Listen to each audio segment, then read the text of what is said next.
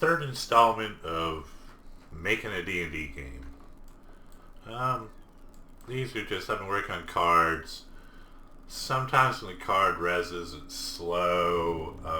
I'm trying to get that out. I converted all my textures to TGAs, seeing they're smaller, and I did some timing differences on the fader. So here's pretty much the first test after the adjustments. Texture came right on up. The card was supposed to fade faster than that, and we had to work on that timing.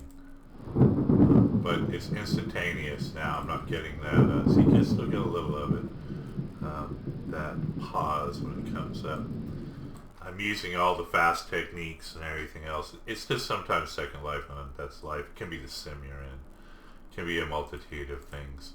So pretty much now I have all three realms developed. We have Gondor, Cliffs, we have Helm's Deep, we have the White Mountains. See, those are coming up fantastically quick. And then our third one, where we're going to fight the Crystal Dragon, will be in final over here. And then we're going to go into the Shire, then we're going to go to Bree, then we're going to go to Weathertop, and we're going to battle the dragon. And so I have Shire, the city of Bree, and Weathertop, and then I put a knife in the middle of Weathertop because the red crystal dragon is here as we're going to fight. We made his card today as well. Go ahead and upload that now. I've decided he is going to do 25 hit damage. So you will need several people to fight and kill him. Singly, you won't be able to do it. You'll have to have a crusade of people. He is going to be hard to kill. I'm going to make sure of that. So basically what I've come up with is this.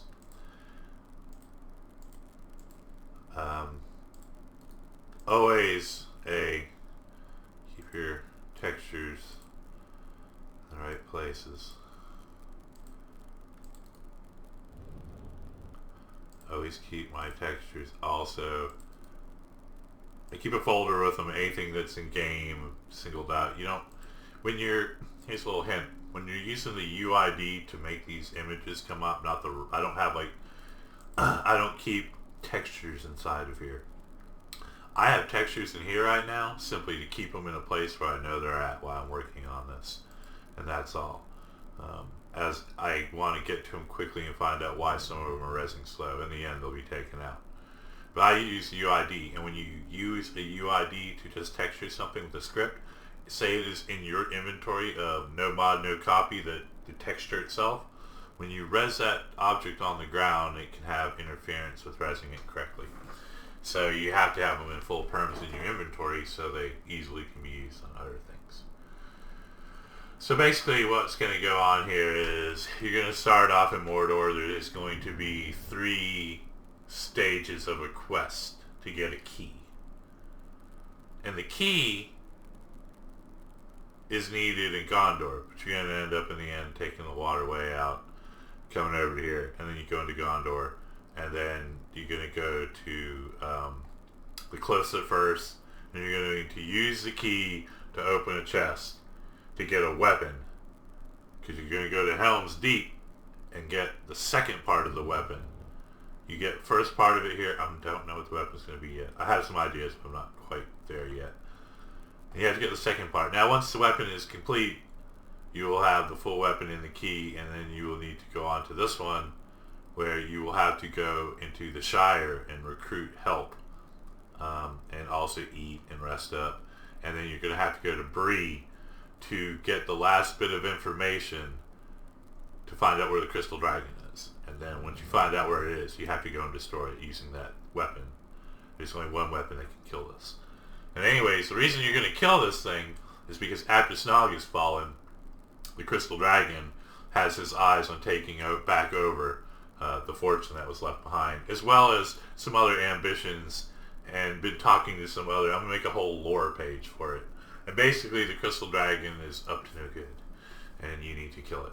But you need to get several things to kill it, and they've been spread out. And I found some old stories of this land. If you go through the Tolkien lore books, originally the people that founded Gondor are brothers to the other horsemen. It's a lost city of horsemen up here. So anyways, they have something that you need, and they're a lost realm at this point. It fell long ago, and no one really knows who's controlling different parts of it. So I'm coming up with ways to make the story and faster ways to make the effects. Now I'm working also, my next thing now that I have this laid out is the enemy list. And that will be a menu where, like, say you're in Mordor, it will bring up orcs and that type of stuff to fight. There will also be needs for rest and stuff in those types of areas. You'll run into things to fight. And then in Gondor, I have different types. I want each one of the foes that you have to fight, the different ones, to be themed within their area of Middle Earth. So it's kind of like a whole little quest. Like I said, this can be done with a group of people. This can be done alone. And then I'm also adding a second part where you can just choose sections, like, say you just wanted to run your own D&D games through here, make up your own lore and story and not use mine, but you want to be able to use the map and the HUDs and, use it all for everybody, because there's going to be a way to use all the dice. There's going to be a whole Dungeon Master menu. So you can either follow the lore of my map, or you can just do D&D on your own using this as the theme board and the HUDs, because this has the HUD system for everybody that's playing the game can wear, and it attaches and it gives you so much life. And when you run out, you die. It's a little buried at the moment under all these, but actually we can close a lot of that.